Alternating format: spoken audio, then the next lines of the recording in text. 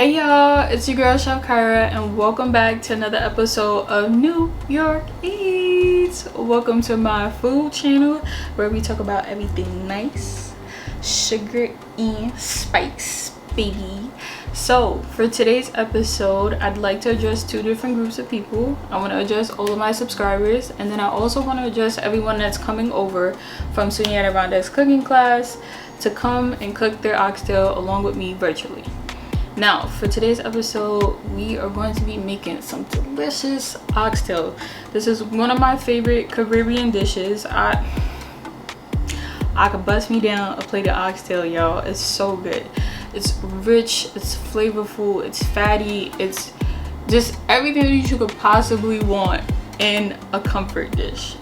Now, with all that being said, this episode is going to be a two-part episode. So the first part is going to be addressing how to season the oxtail, and then for the second part, we're going to address how to cook the oxtail. Now, when cooking the oxtail, it is going to be a two-part cooking process, but the name of that process is called the braising method. Now, with that, you're going to first use the dry heat cooking method, which is you searing your meat in some oil in a hot pan. And then the second part is going to be the moist heat cooking method, which consists of you putting your meat in liquid, so that could be broth or stock, and that can come from vegetables, that can come from beef, chicken, whichever one that you want to choose to use. But for this episode, we are going to be using some beef broth, or you can get away with using beef stock, whichever one of your choice that you'd like to use. Now, with all that being said, I'd like to touch a little bit upon some of the history behind oxtail. Now, initially when oxtail came about and was, first introduced to human beings, oxtail wasn't really seen as a desirable cut because other cuts of the cow was something that people of, higher value and had more money were able to purchase. And so with the tail being such a cheap piece of meat, it was usually given to impoverished people or people who were enslaved. And so through that, people who were impoverished and also enslaved people took this piece of meat that people who were rich and had the funds to be able to purchase more desirable cuts, I'm sure like tenderloin and things of that sort, they took this piece of meat and turned it into something super duper beautiful. And so with that being said, it's my honor to teach you guys how to make oxtail, Caribbean oxtail to be exact, and to keep the tradition going on how to make oxtail and showing the beauty behind this cut of meat. And so, if you will, I guess we'll be a little impoverished for this episode. So I hope you guys enjoy this episode, and yeah, let's get to cooking. Those of you who are new to my channel, typically when I make my YouTube videos, I like to showcase all of my vegetables and ingredients and everything that's going on for the recipe, so you can put a face to the name. Now, I did purchase my oxtail from Primal Butcher, so shout out to them. They're out there in Saratoga. But yeah, we have our aromatics cut up on the cutting board, and then we also have all of our dry seasonings showcased in the back, our butter beans, ketchup, broth, and a couple of other things that we're going to be using for this recipe. So let's get cooking. Alright y'all, so I have my oxtail here, and so if you've never seen oxtail, this is what they look like. Here's like the center or the bone, and then here's the meat, and then all of this white stuff is the fat. For one of these pieces, this piece, I cut off like a big chunk of fat, but you want to be careful when it comes to cutting off some of the fat for oxtail, because what happens is that sometimes the actual meat is still built in with the fat, so you don't want to cut too much. So you just want to start off with a little bit and then cut more as you go. So oxtails, they vary in size, so this would be like the start of the tail, and then a piece like this would be the ending of the tail as it thins out. So first things first, you want to get some cooking oil. I just like to use regular, just plain vegetable oil. And you want to pour enough to coat all of your oxtail. And now we're going to get into all of our dry seasoning. So we have some kosher salt here. I always love getting or using Morton's kosher salt. Now, I'm going to be very honest. I definitely struggle with making recipes because I'm one of those chefs where when I cook, I feel it. Like, I know how much salt to use. I know how much pepper to use. I can eye it and be able to say like, hey, look, that's good enough. Stop, a little more, blah, blah. So I'm going to try and be a good chef and a good teacher and make sure that I use my handy dandy measuring spoons. And I make sure I behave myself because I'm teaching other people. It's not just me cooking for myself. So I have a tablespoon here. And for about this amount of oxtail, I'm going to use about 2 tablespoons of kosher salt.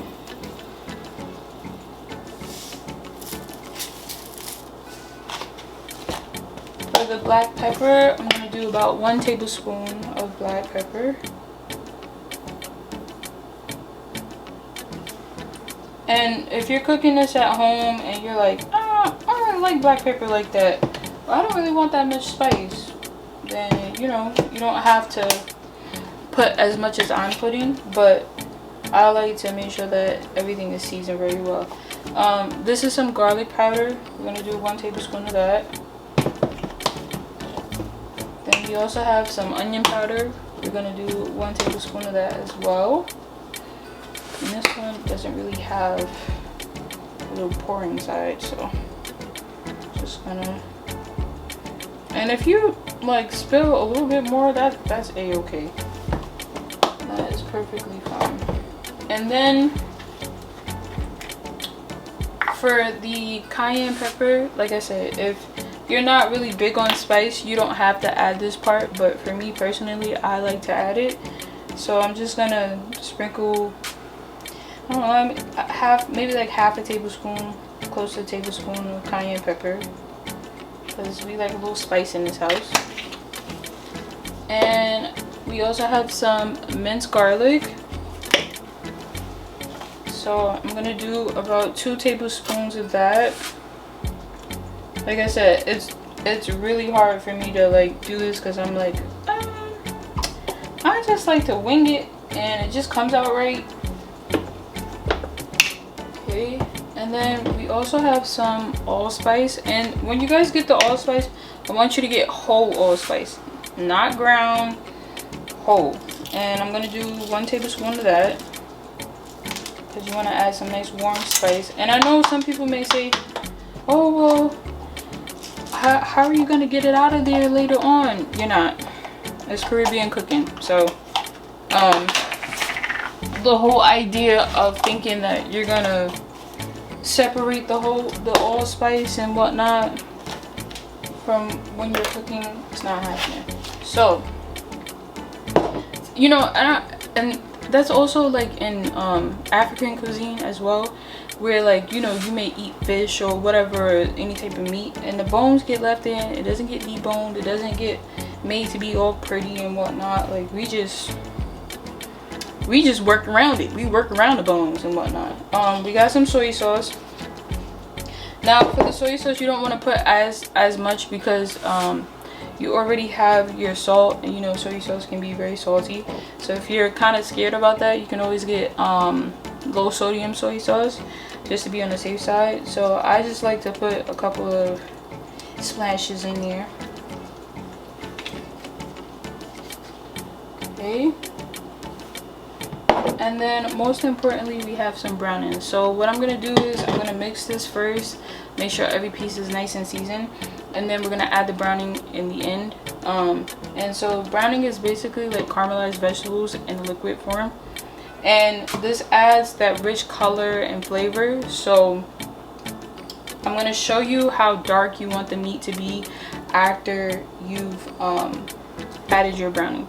So this is what your oxtail should look like. Yo, if y'all don't see that much seasoning in there, it's not right. So I like to make sure that I get every little crevice of the oxtail.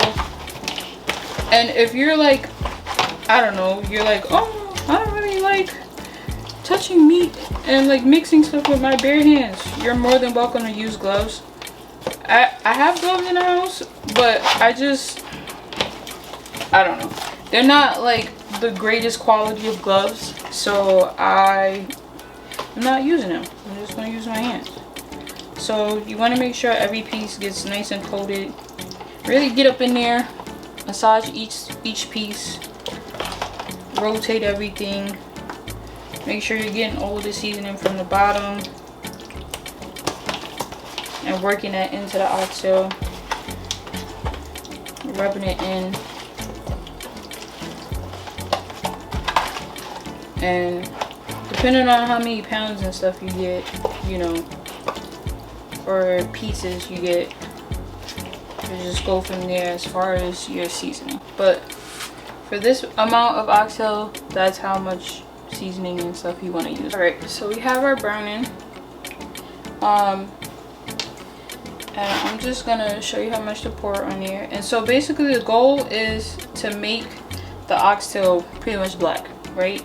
And you guys can see how dark that is. But once you mix it, it's gonna have this like really rich brown color, and that's what we're looking for. And you want to make sure each piece is coated with this, because this is going to add like a nice little sweetness to the oxtail and more flavor. So now I'm just going to mix that around,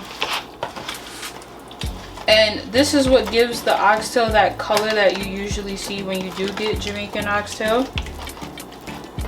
So don't be afraid. Like I said, if you want to get some food safe gloves, that's cool, you know, because I know this can be kind of messy and a little gross for some people.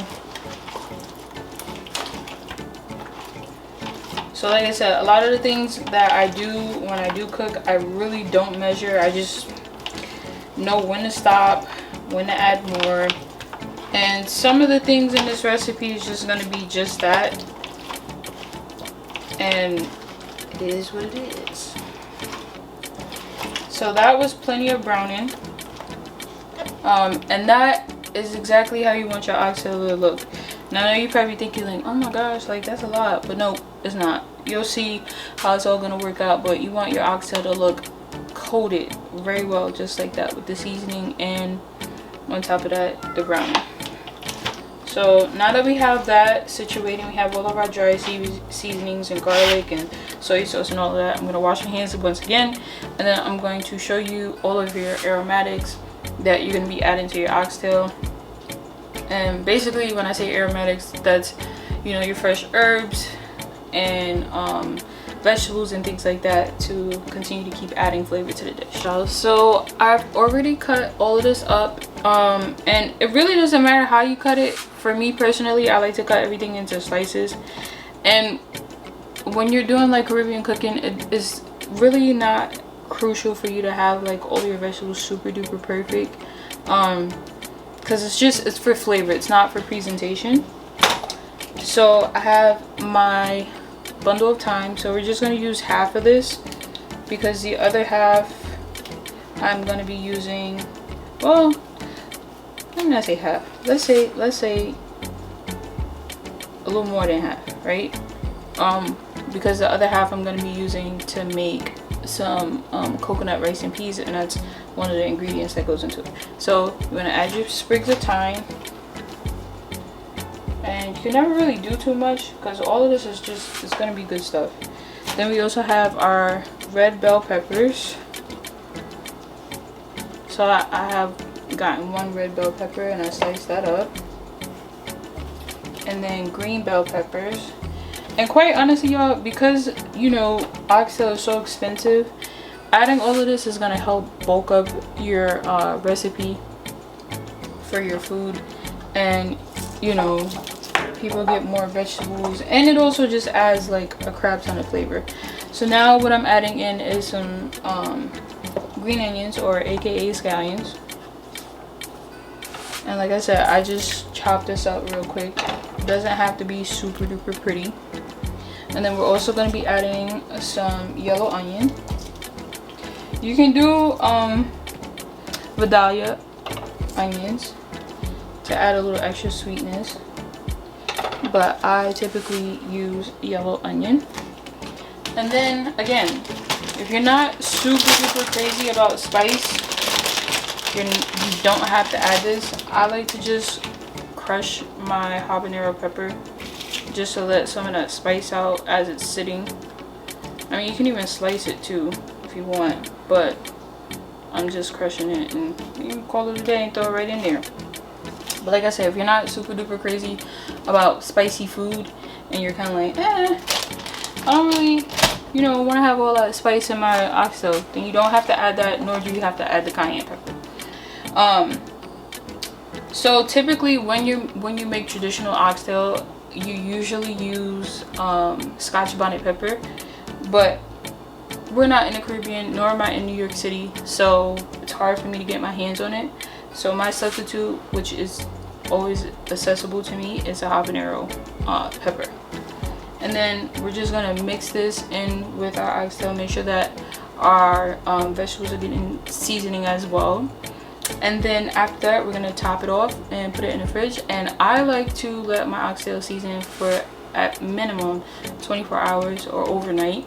And if you really want to be extra with it, I would let it sit and marinate for at least 2 days, because then it's gonna really let that flavor sink in to the meat, and it's just gonna be glorious once you finish getting done cooking it. So like I said, you just want to take your oxtail, mix them around, make sure all of those herbs get around like each piece, and you know, make sure the seasoning gets up in there